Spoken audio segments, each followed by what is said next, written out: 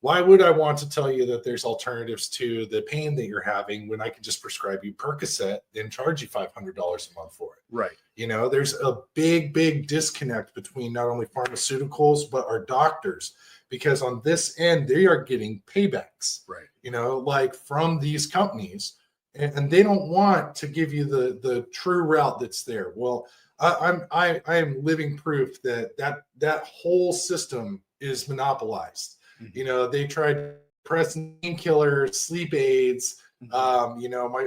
I think it was Ambien. Mm-hmm. XR is what they were, or CR, and I mean, it made me sleepwalk. I woke up in a Walmart 4 blocks away from my house and surrounded by cops. Like, what's going on, guys? And the funniest part about that is they were good to me, but even within that day, one of those police officers reached out to me and he goes, "You don't need to be taking that stuff." And that was actually when I started realizing, well, hey, maybe I just have imbalances. And really I did. I had a magnesium imbalance that was so upside down.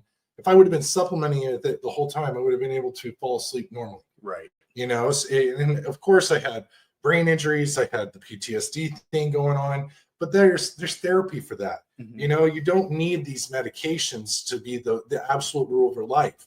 At times they will prescribe something to you and just wait for side effect. Right. Just to see if it works for you. That doesn't sound like a fun time to me. Right. And then the other part of that is that how dangerous is that, especially with people who have been to combat? Mm-hmm. Like these guys are coming home, they're already depressed, they're in a bad spot. Now let's just throw antipsychotics at them. That's insanity.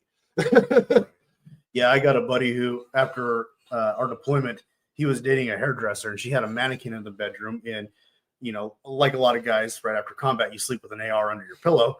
And something happened in the house, made a bumping noise in the middle of the night, and he sat up and double tapped that mannequin right in the forehead. It's like, well, yeah, he's on all this medication. He's not cognitively present enough to analyze the situation before pulling the trigger, right? Exactly. And that's a problem a lot of vets have, is the same kind of thing, and it doesn't get talked about.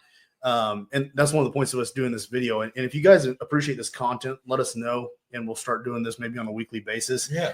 But we would like to help more vets actually recover instead of being products of the system and going down the hole we've seen so many friends lose themselves into.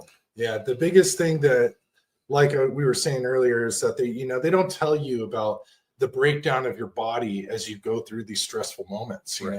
They just try to throw a medication at it. Well, there's so many things that can happen from combat stress, not only military stress, being an NCO, being a leader, like you were constantly under scrutiny, and that can do something to somebody's brain to a point where they're not only losing themselves, but they're losing touch with reality. Right. And, when you come out of all of that and now nobody's telling you what to do, where do you go? Right. And luckily, like, I have my friend here, who has helped me in drastic ways. I've helped him. You got to lean on those friends you got that are vets as well, that have done it already.